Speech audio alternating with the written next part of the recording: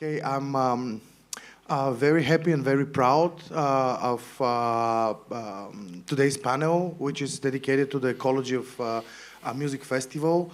It's a topic which is key important for the developing of the industry and its future.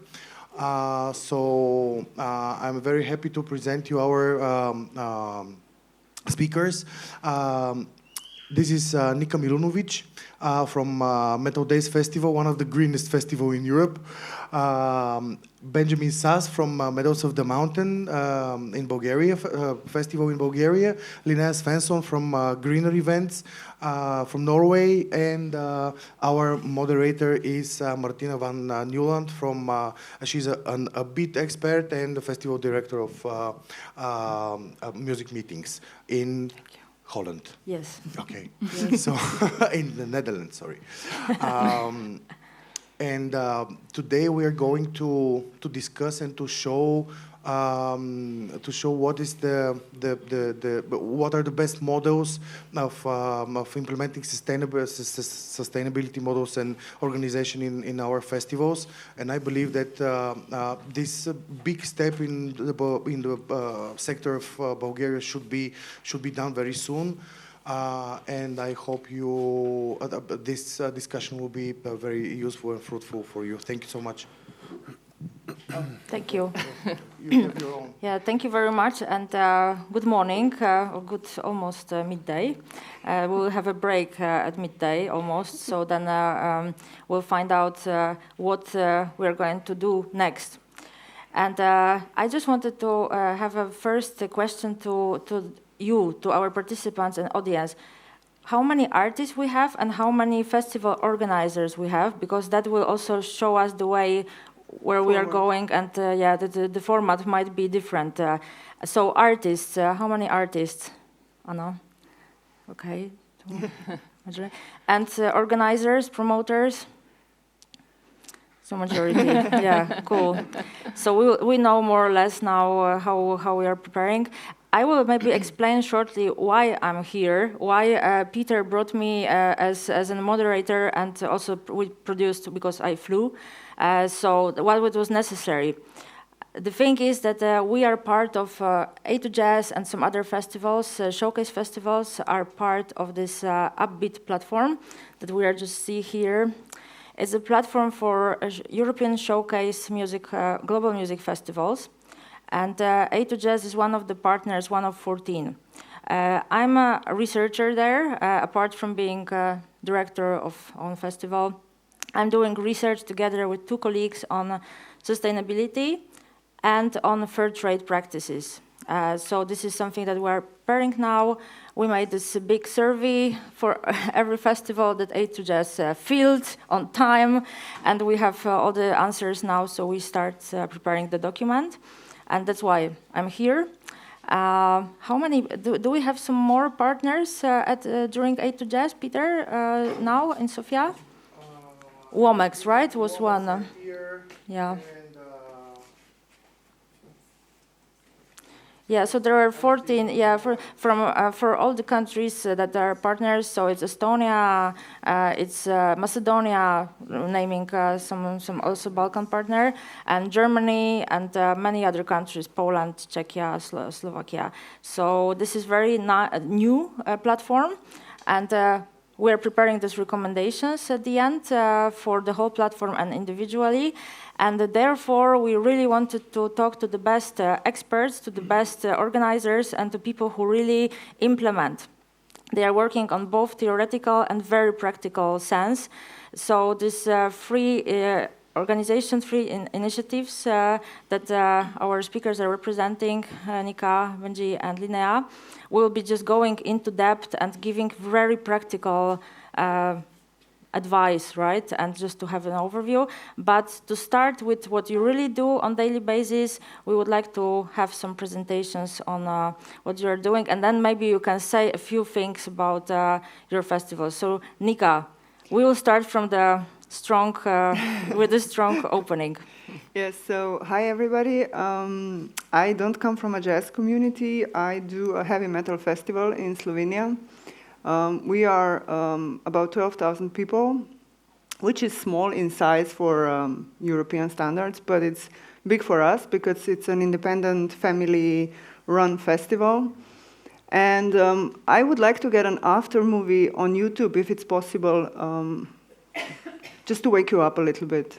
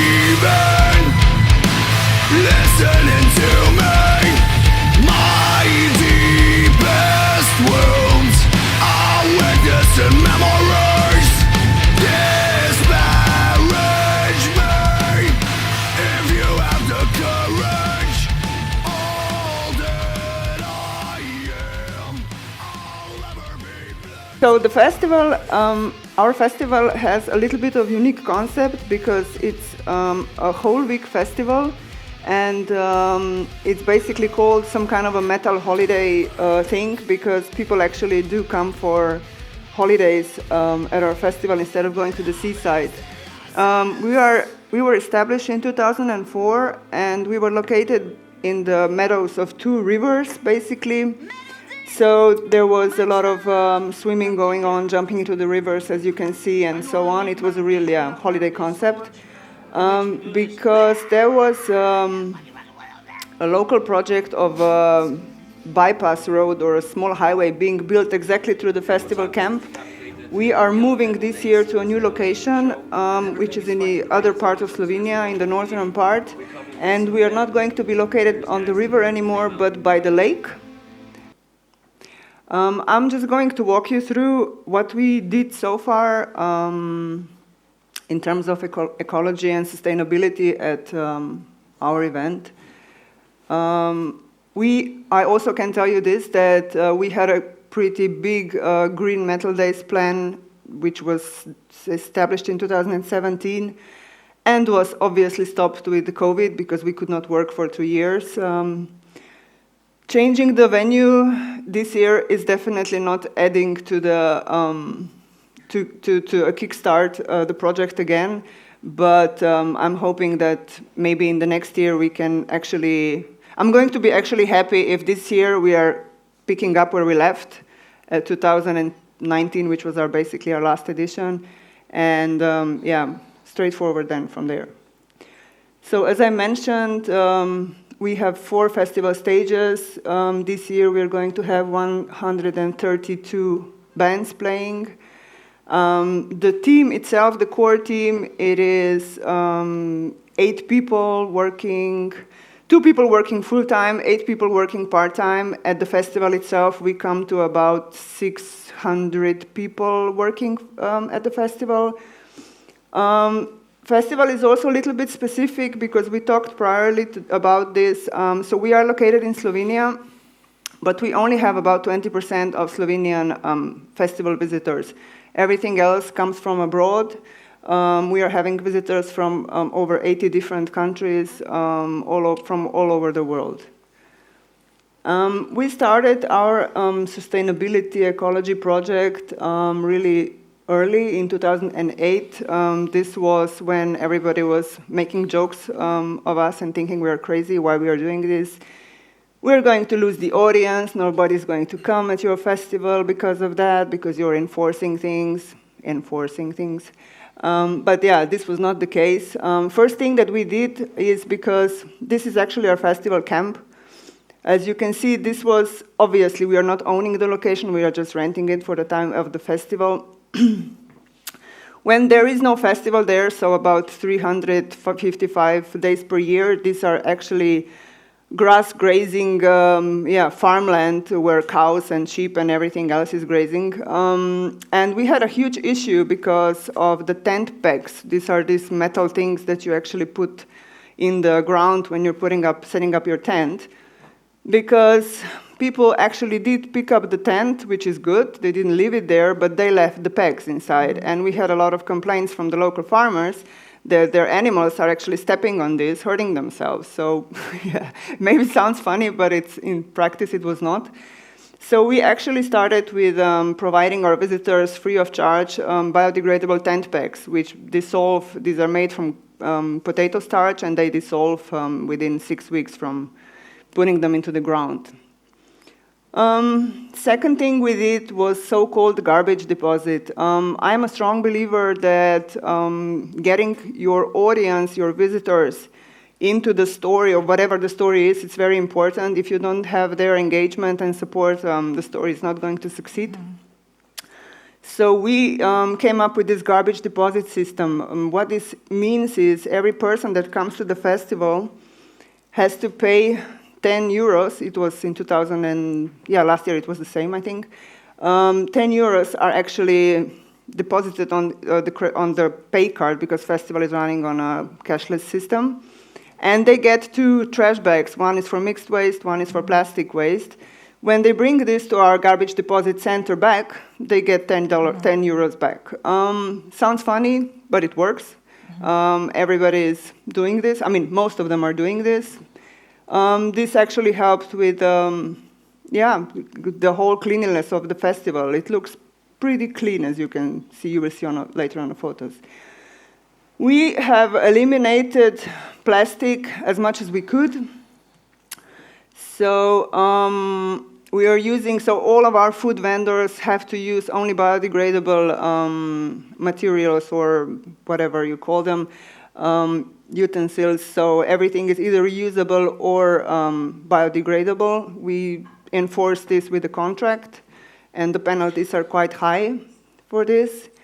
Toilet papers, napkins, basically everything that we could, we exchanged with biodegradable solutions or recyclable or upcycle things or whatever, something that makes more sense than single-use thing. We also have clean drinking water available. We are promoting people to use reusable bottles so that they are not buying bottled water, but rather just using the one that we provide to refill it. We have banned completely fossil fuel generators at the festival area, so we are not using them neither for our production, although we are in the wild, let's say, but also it's not allowed to use them in the camp anymore. So these are their solutions, what they do.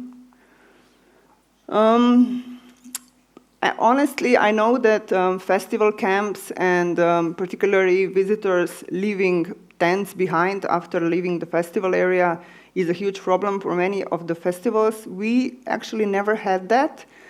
But despite that, we do offer some solutions that are pre-pitched solutions. So this is just one of them. It's from cardboard, as you can see. It looks fragile, but it's not. It's actually working pretty well. We also have other pre-pitched or normal tents solutions, which you can rent up front with mattress, with everything. And we also have this year glamping options as well. So this is something step towards not using single tents, because what actually happens is people that fly to our festival, they are not bringing their camping gear with them, obviously. They go to the cheapest store, they buy it, they pitch it, and they leave it. So this is in theory what happens. This eliminated quite a lot of these issues, particularly for our flying visitors. One of the things that is very important to us is cooperation with local community. I also believe that if the festival is not well accepted or the community somehow doesn't get involved or feels like is being involved, it is quite hard to do a festival, I think, anywhere in the world. This is just one of the things we do. They're having their local artisan market where the local community, local artists can sell their goods and present themselves. They also have workshops and stuff like this. And this is how it looks in practice. I think the pictures say pretty much all. This is actually during the festival, both of the pictures. This is during the last gig, which is about 1 a.m. The second one is at 7 in the morning. This one is also, and this one is actually in the evening still, during the night, basically. It's clean, and I'm really happy to say that it's not just because we have a great team of cleaners, but it's because our visitors are taking care of that as well. Yeah, in the past few years, we focused a lot on food at the festival, so we are paying a lot of attention to get as much local food as possible, plant-based food, obviously, and yeah, this is also something that I put in a contract this year. I mean, our lawyer did, because what happened is that people were, I don't know, we had food vendors at the festival. Somebody needed bagels, and he just searched for the cheapest possible option that he could find in Slovenia. So what this means is transport and everything else connected to it. So we really want to keep this local. Why not? Just do your homework and get a cheaper, I mean, maybe more expensive bagel, but it's locally made. More pictures of this. I'm happy to say that our endeavors were not in vain. And we did receive a Greener Festival Award a couple of years in a row. In the past, I was pretty loud about plant-based food at a festival. This was my core focus, and I did speak a lot about food at the festivals and food chains, supplies, and so on. But in general, I think that the whole idea is in connecting like-minded people, like-minded promoters, like-minded organizers, and I think that just by getting together, talk, do some research, knowledge sharing, and so on, we can actually make a step forward in this direction. And these are a couple of pictures of the new location. You can see it's pretty beautiful. It's also natural landscape. And yeah, fingers crossed for our festival, which is coming in 14 days. That's it. Great.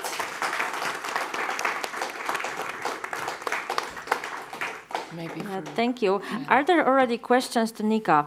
Because I think that is very inspiring, and we have this, metal music playing in the background in our head, at least. So, are there any questions to Nika?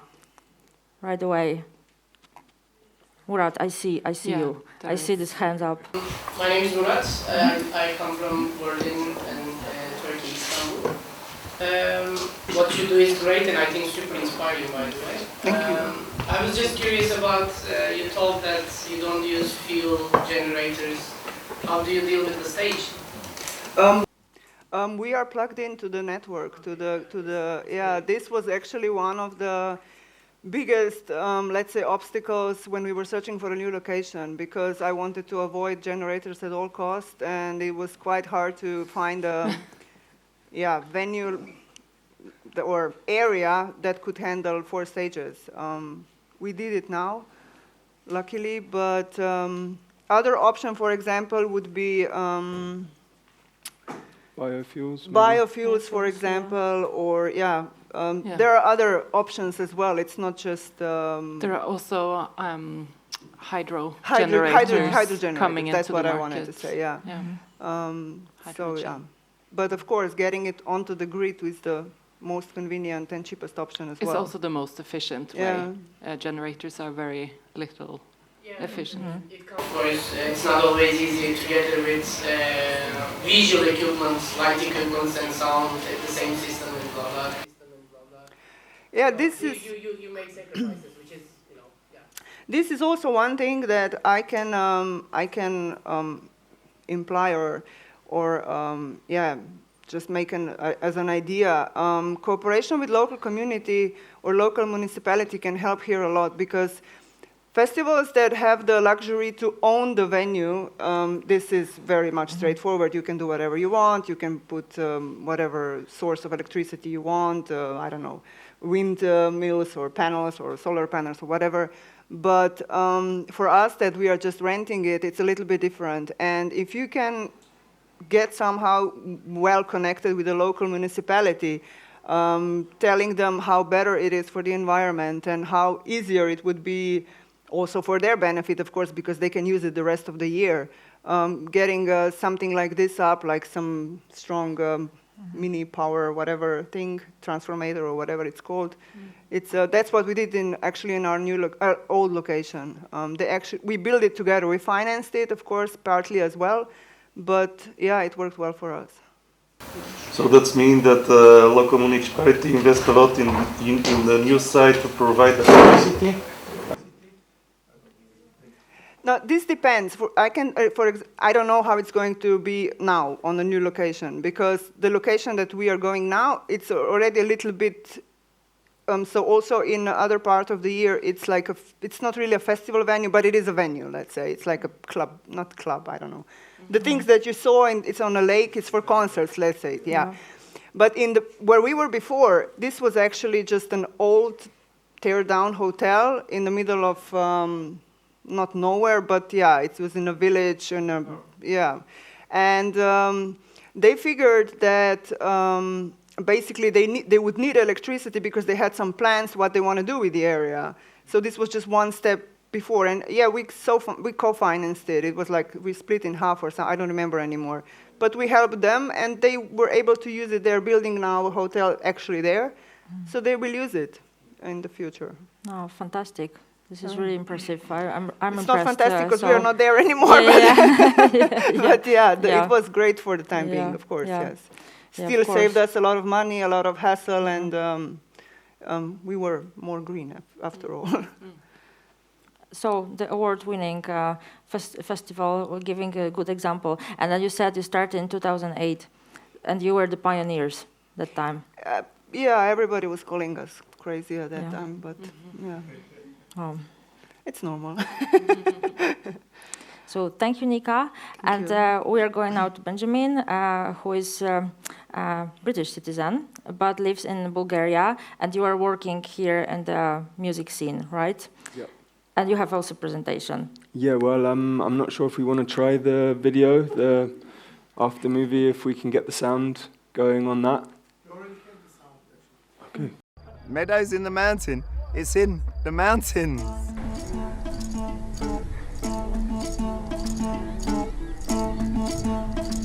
During the course of the year, it's just a normal village from, I say, the Cold War aspect. You know, everyone's here retiring, just chilling out, and all of a sudden, Meadows in the mountain.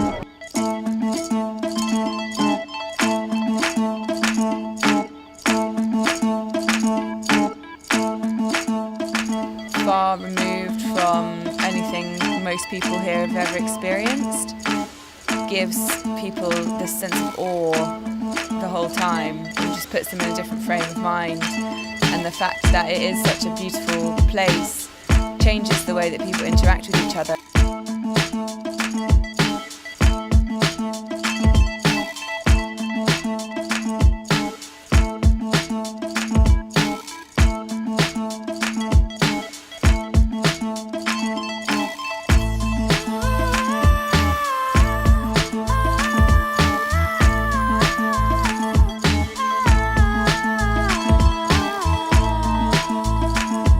Meadows came to be because of Damien and Benji having the vision that they wanted to throw a party in the most crazy location you can.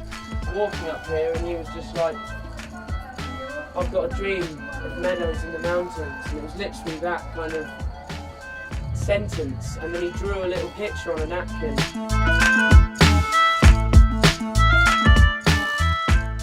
It seems to be like a real community place where everyone's looking out for each other, which is something really special. The ethos of Meadows in the Mountains is all about community and I think self-expression, and a wonderful place where everyone's just allowed to be who they are, where they are. It's a creative hub, and everyone is so friendly and warm that it just feels like one big happy family.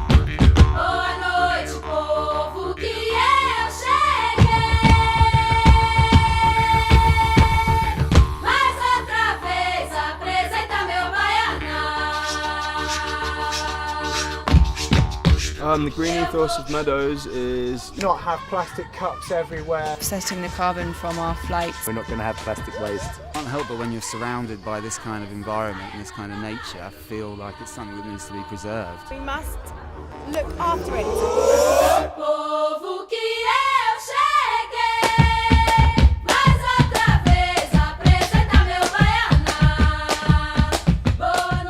Love is universal, and that's what this festival is all about. Embracing everyone as a whole, not as a single. Can't beat where we are. It's such a magical place. I want to go back to how festivals used to be that have been forgotten.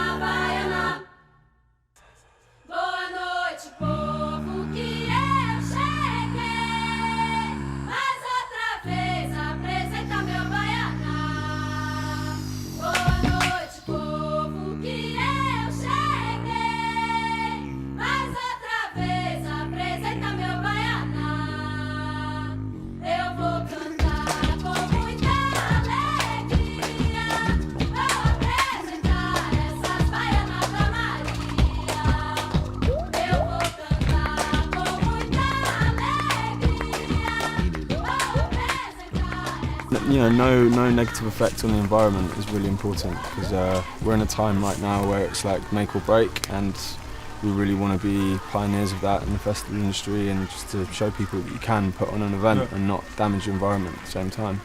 And sometimes all it takes is to come back to nature to rediscover what the meaning of life is all about.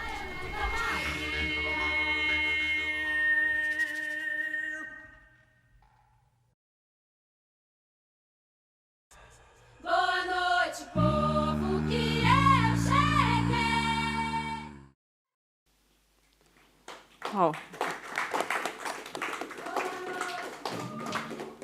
So Meadows was founded in 2011. It kind of started as a party, really. The first year was only 20 people, and it was a very slow progression over the years. 20 people, 100 people, 200 people, and the last 2 years we've been around 3,000. So it's still a very small event. But from the very beginning of the years, we noticed the damage that was happening to the mountain, because it is a very rural place where we live. It's kind of on the outskirts of a village called Polkovnik Serafimovo, and with a population of 100, and the average age is about 95. So people live to a very good, healthy age in our mountains due to, I don't know if you know about how famous yogurt is in Bulgaria, but that's one of the reasons, and the beautiful mountain tea that they drink. But we saw a lot of effects with plastic, microplastics, and just the general kind of deterioration of the land. So in 2013, I went to Burning Man Festival in the Nevada desert in America, which was really a very inspirational event for us to see Leave No Trace policy in full effect. Burning Man is a 50,000 capacity festival, but they go to the desert, and when they leave, you wouldn't even know that there was 50,000 people there. So after that inspiration, we started to introduce reusable cups. So it's like a metal cup system. So when you go to the bars, there's no plastic. If you don't bring a cup, you can't get a drink. So the whole concept is you have one cup, and that's your cup for the weekend. And this was kind of the beginning of our zero waste journey. And since then, we've started to develop more merchandise. We now have a flask, which keeps your drink cold or hot, and people buy that. We have a little ashtray, because we've noticed that cigarette butts is another one of the worst pollutants on the land. So we sell these little ashtrays.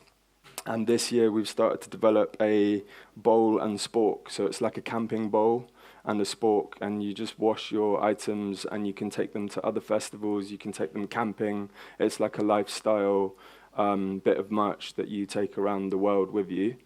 So yeah, that's kind of a bit of our journey on our zero waste merch, and I'm just going to run you through some slides of some stats. So yeah, like Nika's festival, a lot of our followers are from outside of Bulgaria, predominantly UK based, but also lots of Dutch, Germans and French. And yeah, we also realized that with it being a destination festival, one of our biggest problems is travel. And sadly, because flights are subsidized by governments, it's the cheapest way for people to get around the world. So we started tracking as best as we can the carbon offsets, the carbon emissions of our flights. And we came up with two initiatives. One is a tree planting initiative. So we've started working with local Bulgarian reforestation partners and planting trees in the local forests. And then secondly, we've started planting fruit trees on the land because we're very lucky that we own the land, or we're stewards of the land. So we've started developing fruit trees on the land. And the second initiative is Train Not Plane. So we've tried to reach out to Interrail. If anyone has any contacts with Interrail, please let us know. They're very hard to get hold of. But yeah, we're trying to promote. We give away 20 free festival tickets every year to those that travel from other parts of Europe to the festival via train. So that's another initiative that we do on the carbon emissions.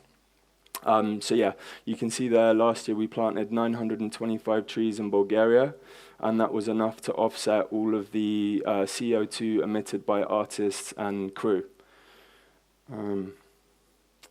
So then we're going to look at waste. We started segregating our own waste in 2014. So we set up separate waste cycles for metal, glass, plastic, soft plastic, hard plastics, and cardboard. All of our cardboard is composted on site and goes back into the land. So that's one of our biggest wastes that we deal with on site. And then secondly, all of the plastics we take to a high-tech facility in Pazajic of Bulgaria, and they're able to segregate soft and hard plastics and break them down into micro beads, which they then use to make other products out of the plastic. We have a little bit of trust issues with state waste facilities. I'm sure you've seen across the world there's lots of corruption going on with waste companies saying they recycle, but they end up incinerating it or selling it off to Malaysia or India to dump it in a third world country. So we really try to own our waste and deal with it in-house. That's why we segregate it, and that's why we transport it to a private waste facility, and we make sure it does actually get recycled. Yeah, so you can see there, total waste recycled, 10% of all of the waste is recycled. 24% of our waste went to landfill, and 65% of our waste was composted on site. So we're really trying to use our festival as a permaculture showcase. I'm not sure if anyone's familiar with the word permaculture, but it's quite a popular movement that's been happening for a while now, but really coming to the focus. And the whole idea is like circular waste cycles and circular energy, using the sun, using the water, using your compost. And so, yeah, we've started collecting rainwater on site. We have gutters on all of the roofs, and we have water storage on site. So I'm just trying to check there if there is, 30,000 litres of rainwater that we harvested from the roofs.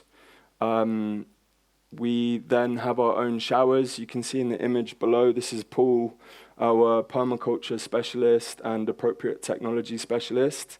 We call him Poo Paul sometimes because he loves working with manure and making energy out of manure. That's his speciality. So all of our human manure from the toilets takes a year to break down, and then we use it to put onto our trees. Same goes with the urine, which is separated and also goes straight back to the land. It's very nitrogen rich and very good for the soil. Any of the grey water, i.e. the water that comes from the kitchens and the showers and everything like that, is also reintroduced back into grey water filtration. So it's generally little ponds next to the traders, next to the showers, and it has a special range of plants that filters the water and then cleans it, and it can go back into the land. We have compost heated showers, which is what Paul is working on down there. So it's essentially a timber structure, straw bale construction with earth plaster and a green roof. And he uses a lasagna effect of cow manure and straw in the lasagna effect. And then he uses like nitrogen and black plastic under the sun, which heats it up and creates a kind of reaction which can heat water up to 100 degrees. And it will last for 3 months.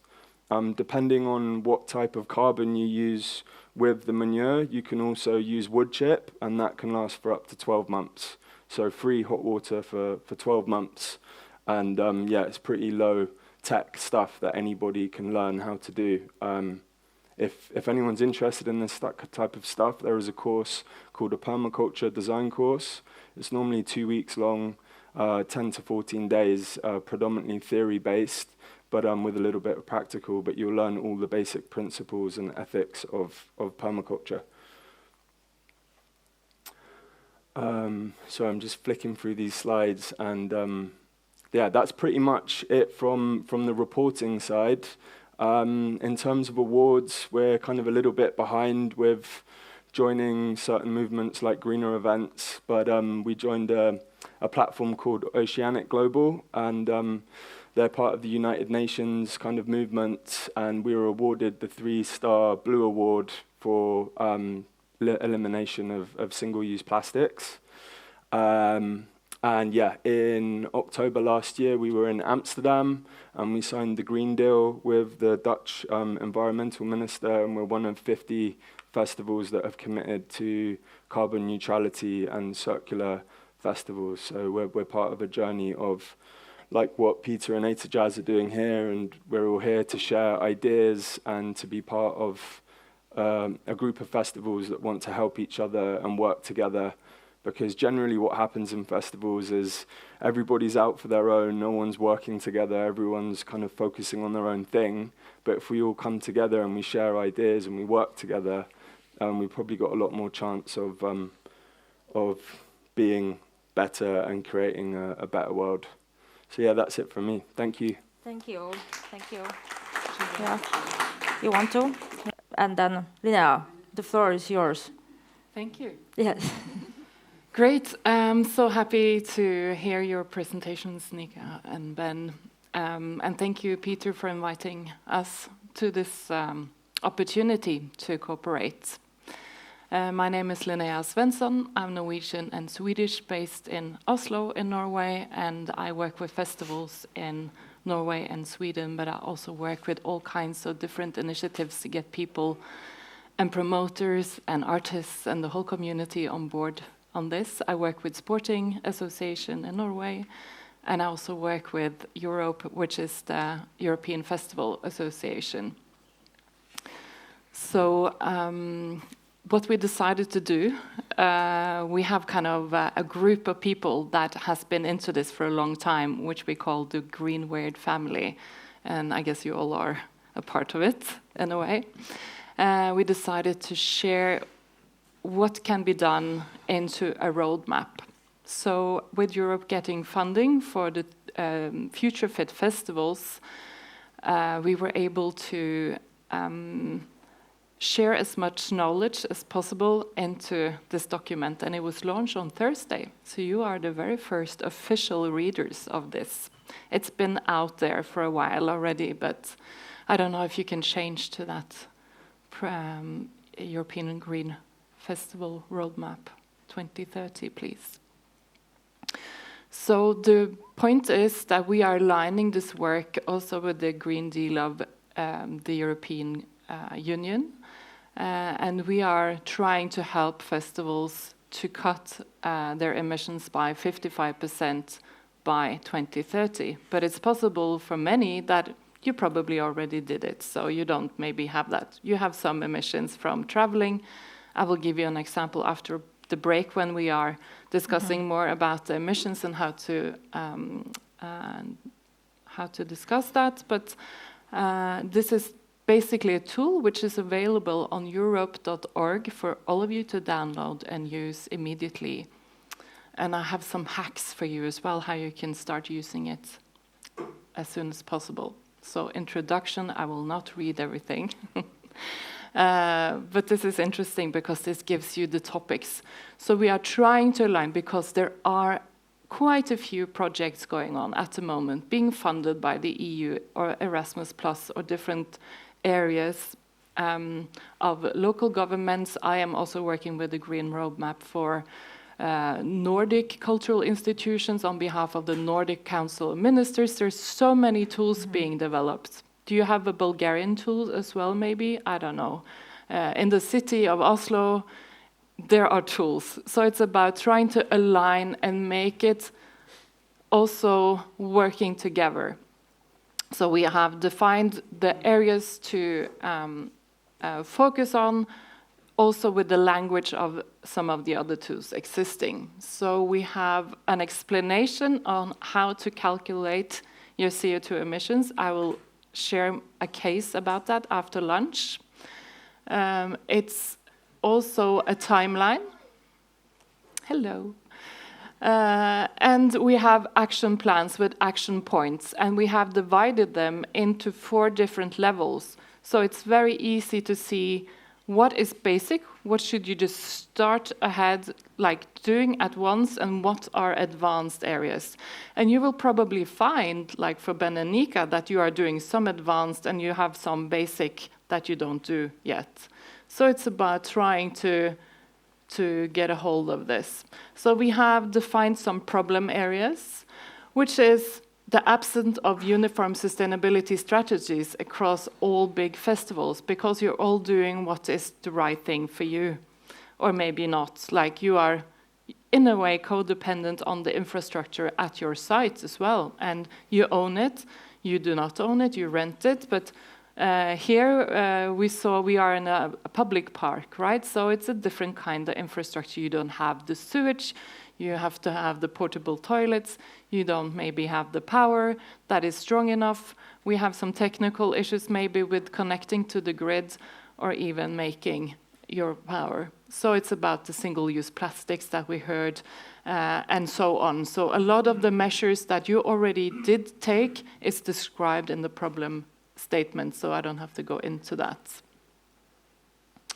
So the main areas that we are focusing on is strategy, because this is where you all should start. It's the energy, because that's the biggest emission in the world. So we aligned this with the IPCC latest synopsis report that came out in March. It's materials and waste, it's food and beverage, travel and transport, water and community, and biodiversity. And we already heard different measures and examples on how to tackle these already from these amazing examples. So, and they're all aligned according to IPCC. But we know that travel and transport for Ben is the largest emission, although it's not in the global world. Like flights are only 4% of the total. Shipping and transport of larger goods is maybe 8%. So we decided to put it into the timeline like this. So this is the roadmap. We are suggesting for everybody who did not yet do it to start with the strategy and review it as the years go by. I guess all of you do this already. It's the normal, you all probably have a strategy. You have to implement a sustainability strategy into that. And then start off getting the basics in order for the next couple of years. If you haven't done it, you can align it. Of course, you're more than welcome to jump on the advanced levels already, or the challenging. And basically, it gives you points on what to get into place. Because sometimes you are a bit unsure, like, what exactly is this? What does it mean to make a strategy? So we kind of explained it with what it should contain, also the legal requirements. We have some different, Bulgaria is in the EU, Norway is not, but we are very good at harmonizing the European laws into, I think we are the best country, although not a part of the EU, to implement European legals. And we are a community that are very much trusting our politicians, although we had a politician stealing the other day, which was a big discussion. Hugo Boss, he was very left-wing, and he stole Hugo Boss glasses.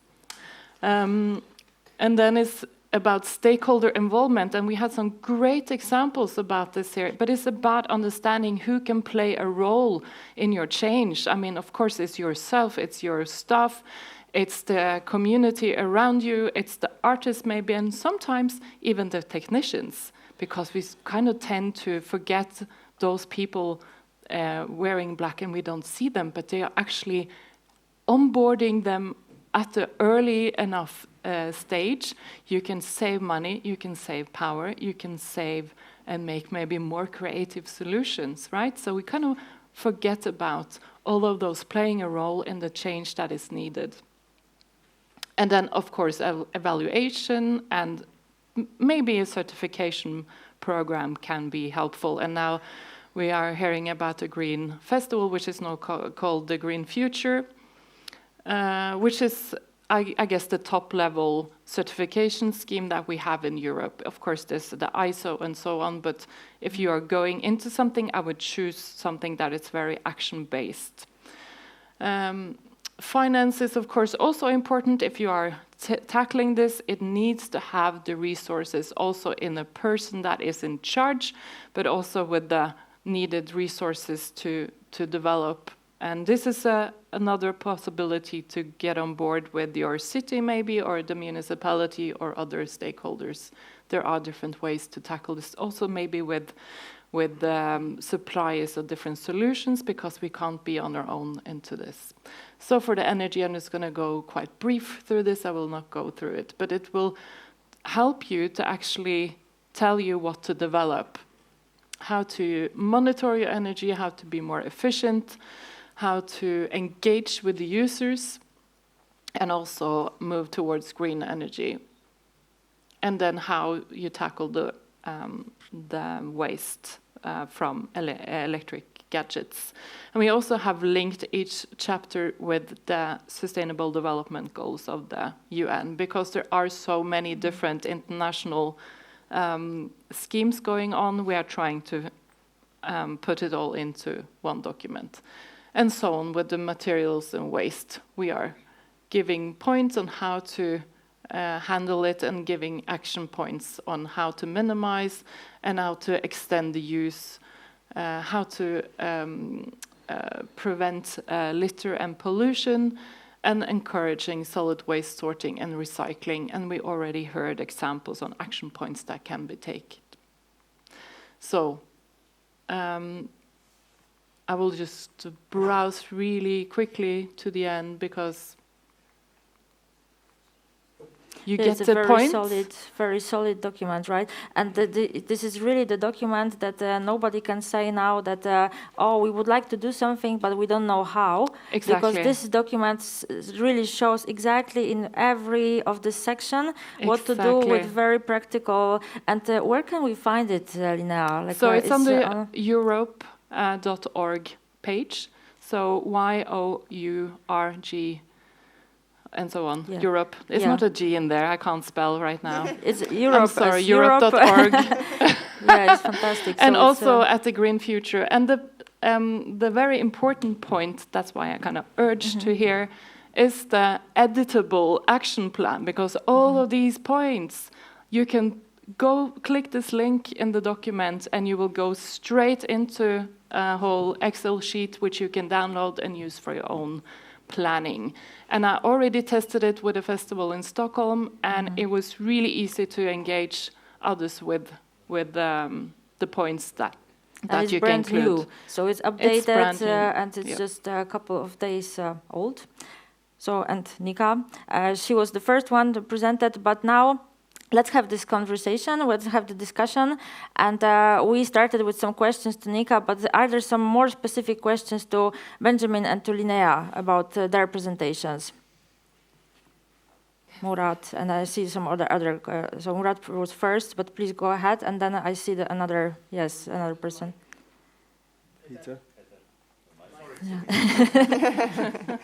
Peter is already in his MetalDays. I was writing to associate to study Meadows. After JazZ, no. Oops. It's called After With JazZ. After JazZ, yes. Test, yeah. JazZ after party. A question for Benjamin, Murat again. What you do also is super inspiring, of course. Have you ever discussed with the team what happens when this scales? Because with that amount of, number of people, the solutions, each of them could be used by many of us, by the way. Like I would want to reach you after this. Also, Linnea, our festivals, both in Turkey and Germany, could benefit a lot from what you have experienced. And especially, Benjamin, I think some of the solutions you guys are making are unique. Like you're doing maybe semi-inventions in your festival. But what happens when you can scale them? Do you ever discuss with the team? Are some of these solutions might maybe benefit only for your scale? Yeah, in permaculture, they really promote scalable solutions. So everything that you've seen there is scalable. I guess it's just a matter of time. Money is not really an issue because most of the materials are natural materials that you find on the land anyway. So as long as you have, straw, clay, cow poo, so it's all scalable. And actually, one of the things they're trying to promote as part of the Green Deal is what Nika was speaking about, is this synchronicities between towns and festivals, because festivals can be a testing ground for these innovative solutions that then could be scaled up to town and city environments. And that's all part of this European roadmap and the Green Deal. It's definitely 100% scalable. And I'll give you my contact details and Paul, who's kind of my teacher. And he's really keen to come to other festivals and to share that knowledge around. And there was another question, yes, behind. Thank you. First, thank you all for the very inspiring talk and presentations. My name is Eva and I coordinate a network of much smaller size festivals, swing dance festivals all around Europe. So for the last 2-3 years, we have been discussing this topic more and more. At the beginning, it was, okay, we are very small, our impact is not that big, and not many people coming, so there are not much things to be done in terms of green. So when the topic was put on the table, it resulted out that there are a lot of things. So I have 2 questions, actually. My first question is to Linnea, because for sure we are going to use your roadmap, very inspiring. And I wonder how much those solutions are applicable to different sizes of festivals. Because we try to get inspired from what big festivals are doing, but obviously not everything is straight applicable. And my second question is to all panelists, actually. I would like to hear something about costs, because going green, for us at least, always is related to additional costs. So how do you manage this topic? How much, being a big festival, maybe this additional cost is much easier to be faced, and how much you're dependent on public support, actually, because let's imagine that, for example, in Bulgaria, public support is not at this level of maturity yet to support these kind of actions. That's all my questions. Thank you. So that's a session in its own. Thank you for great questions. So, I started working with festivals on a greenfield in Germany in 1997, and then it was very small, but it's all about resources. and the choices you make on behalf of your visitors. So some areas you don't really have to have the audience support to put in the energy choices. You have to have your suppliers maybe on board or the technical understanding to do it in the right way. But it's also about understanding, not putting in more technical equipment than is necessary. I mean, here it's dark. In Norway, it's light. We don't maybe need the same amount of light in a stage than you need when you can perform more when it's darker. So first of all, I would start by measuring your different areas, and now you have a suggestion on which areas to measure. So before understanding what to do, that's a good part to start measuring. And then you will find maybe some target areas where you can use the roadmap to pick out those areas that are most important to you, where you think you can have the most impact. So energy is one thing. You don't really have the audience support to do that. You maybe need the municipality. But with food, you can also make the choices, because I will show you later on, food and beverages has a big impact. Maybe one of the larger ones if you don't have a lot of transportation and a lot of energy. So that could also be a start. And you don't really, well, the audience can decide to eat at your venue or not. But it's about also taking the charge and making the choices. And I was for 10 years at the Oya Festival in Oslo from 2002 until, 10 years forward. And we did take all of the choices, serving only organic food, introducing vegetarian dishes to all food vendors. We were working with restaurants, and we were working with the brewery, forcing them to service organic beer, and that in that way actually limiting the imprint of everything. But without the cooperation with partners, it would never been possible, and that also funded our work. So we're in the city festival. We did not own the grounds. We were not able to do any composting. We weren't in nature in the same way we're in a park. So I think it's about scaling in the way that is right for you. And that's my suggestion to all of you. You can use this roadmap in the way that works for you, but you have to maybe decide in at least your core team that you want to work with this. And then you can't be expert in each area. You have to get the experts on board and maybe help you promote it. And I'm thinking, because of the breweries and beverages actually having such a big CO2 emission, they are also interested in doing something about it. Maybe they can actually pay for it. Maybe they can do an activation. If they take away all of the beach flags we saw yesterday and put that money into activating the sustainability plan onboarding with you, maybe that's a way to get it funded. There are different areas to do that. So it's also about managing your resources, meaning the money. So my experience is actually that it's economic sustainable to be ecologically sustainable. Yeah, this is very important what Linnea mentions, because sustainability, it's really on this, there are these three pillars. It's earth, that it's a sustainable green ecology, and then there is social sustainability and economics, so costs. And this is very important that you mentioned that, because it's all together, right? And I really wanted to ask festival organizers, Benji and Nika, the second question that was to you, like the costs. How was it in your case, and how do you tackle that? Is it expensive? We are probably not the best example, because my husband and myself spent really a lot of personal money on our first steps towards sustainability or ecology at the festival. I don't advise you to do that. Don't do that. Try to get funding. At that time, it made sense, of course, and obviously we could afford it. Would I know if there would be a pandemic coming? I would not do it. But yeah, it is what it is.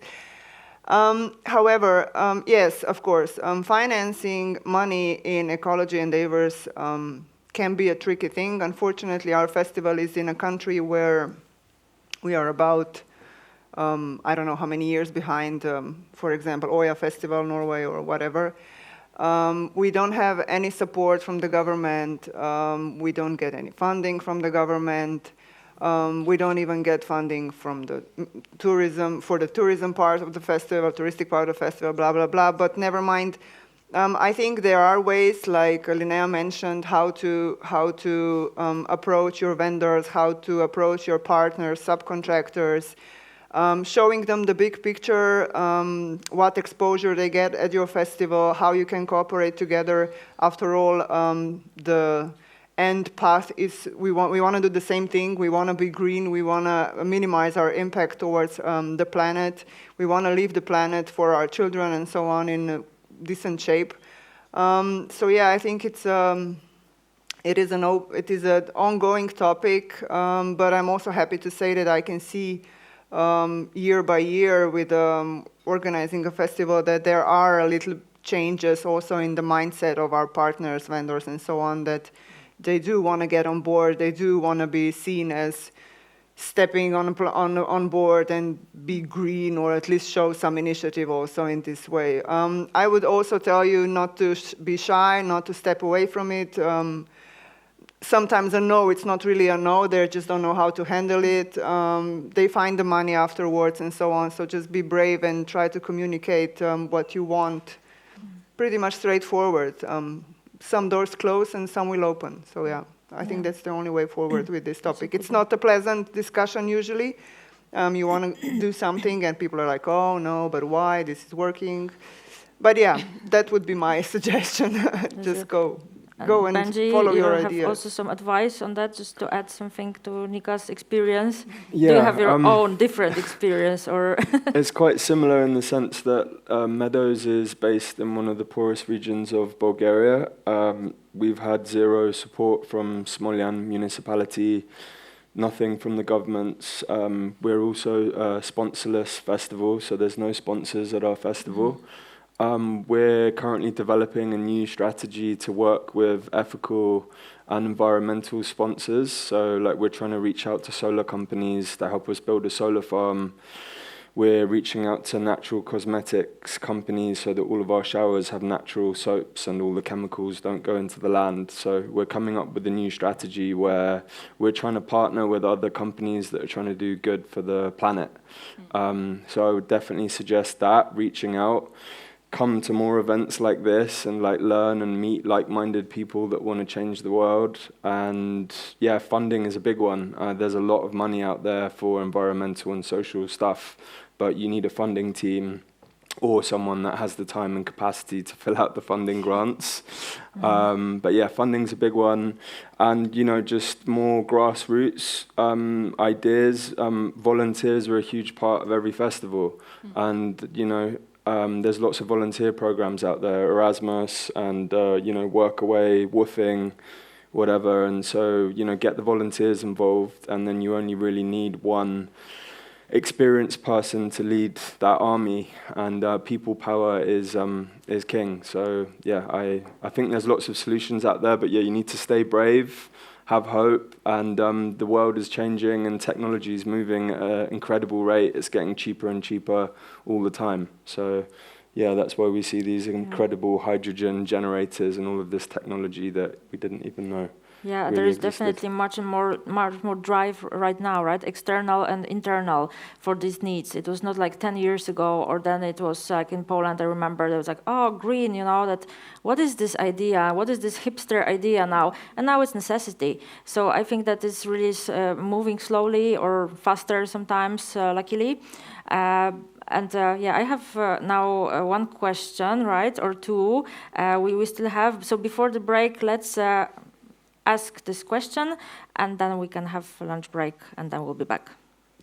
Hello, Borislav Sandov, former organizer of a green music festival called Beglika for 2 years, and former environmental minister of Bulgaria. Thank you for your presentations and the inspiration. There are so many challenges of organizing such kind of events, especially if it is in the nature side, like the two examples, but also the festival that I organized. And of course, we can minimize some of the impact, for example, the footprint of the carbon footprint or the plastic or some other negative effects. And therefore, we need some offsetting. But there are some of the negatives that comes that cannot be minimized. For example, the noise or the light pollution, if it is in the nature side, as I said. It's also very challenging, the sanitation and all the chemicals that are there. So my question is, of course, for some of those challenges, you need to pick the right time of the year, for example, because when it comes to biodiversity, there are seasons of reproduction, etc., etc. So we can minimize the negative impact, but it's very hard to make it zero. Therefore, we need some positive aspects, and usually it is on the educational side and the behavior. So my question for the two organizers of festivals, honestly speaking, I've never been on any of those, but I'm now more interested to visit. So how do you organize kind of events or side events or just as a campaign inside the festival to promote sustainable behavior, let's say, and just to educate people, because it is very important, not just the direct impact, but also the indirect impact of your festivals. Yeah. Thank you. Linnea, would you like to pick it up? I also do festivals. I can. Yes. Yes. No, I was just. Well, I was very lucky working with a festival recently in June in Stockholm, and we invited the local climate activists that had a whole day, their own program on the site. They were also allowed on stage talking before and with the artists going on stage. And it's more authentic, inviting those voices into your site, communicating with your audience and having panel discussions or even workshops than you know, the audience themselves with some sponsor or something like a branded activation. So for us, it really worked. And by coincidence, it was also Greta Thunberg's friend. So she came there, but it wasn't a big deal. It wasn't like her in front. It was the whole group discussing with the audience. And I guess when you're living on site, which this is a city festival, so when you're living on site and you're living in there and you own it, it must be completely different because people are there, they are living it, the solutions, right, Ben? Yeah, I think being able to steward the land and being able to operate other events throughout the year, which is what you're mentioning, is a really important part of that work. So, you know, running other workshops that are purely educational based rather than recreational, so tree planting or natural build workshops or organic gardening, all of that kind of stuff. You can host those kind of workshops, and in terms of the financial model, generally they pay for themselves. It's not a cost to the festival. So yeah, we've been experimenting with that, but it's made a big difference. Whereas before our team was based in the UK and we used to come to Bulgaria for 6 weeks of the year to produce the event. Now I actually live on the land and we're developing like a community and off-grid village there. So that allows you to do more events throughout the year. But yeah, I totally agree with you. The environmental impact on a biodiversity level is almost unavoidable. All you can really do is bring in the what do you call the scientists that come and measure the impact on the biodiversity? I forget their name. What, sorry? You need an assessment from a biologist, Yeah. right? So you can get scans, right? And, so you can get a biologist report, which I'm sure is on the roadmap. It will be in there somewhere. It is there. Yeah. So but the reality is you've just got to time it right. And I know with Beglika, obviously, it is this nature reserve, and so I guess choosing the location and making sure you're avoiding nesting periods and stuff like that is going to be quite important. But I guess if there is some kind of negative effect, making sure you replace that in a regenerative way and you make it a better place than it was before somehow. But it's a very case-by-case basis depending on where your festival is and whether it's a permanent festival site or a temporary one. Yeah, thank you. Nika, would you like to add something? I just wanted to add that I think with communication with the audience, I think transparency is the key. I think that people are keen on learning how you do things and particularly why you do things. In terms of biodiversity, when we were still in Tolmin, in our old location, we had to have a biodiversity assessment because we were in the natural area, obviously. And yes, we had to get all kinds of permissions from the local, all the animal activists, but not activists, like really legal parts, so nesting periods, migrations, all these kind of things. Of course, I agree with you, things like light pollution and sound pollution, obviously very limited one, because we were bounded to a curfew. It was a very strict one, by the way, too. Only a certain amount of time per day can be really loud, and it's pretty much legally tight, let's say. Unfortunately, this is unavoidable. I'll agree with you that it's very advisable to mitigate those impacts in one way or another. Leaving the place better than it was, it's also a good way forward. As I said, in terms of communication with the audience, transparency is, at least from my point of view, the key. I think people are not so unwilling to change if the thing is presented to them in the right way, if basically they can see the impact. I remember vividly still, I was speaking about garbage deposit. Everybody was calling us crazy, like nobody's going to come to your festival just because you're stealing 10 euros from them. What ended up is that people figured it out that if they want to camp for a week at our festival, it's good that their camping site is clean. So what happens now is if you walk around the festival and somebody's throwing trash, there will be 3 people jumping after this person, pick it up. It's, why are you doing this? The social control. Yeah, that's what I want to say. People at the end figured it out. Okay, I'm just going to, this is a good thing. It's just communication. It could turn the other way as well if we would be stupid. But I think that, So communication, learning process, transparency. transparency. We try to be transparent. We use social media, and also at the festival we have the screens that are showing what we offer, what we do, how we do it, what's the end impact, and so on. So and in the end, metal people are not so how to call it.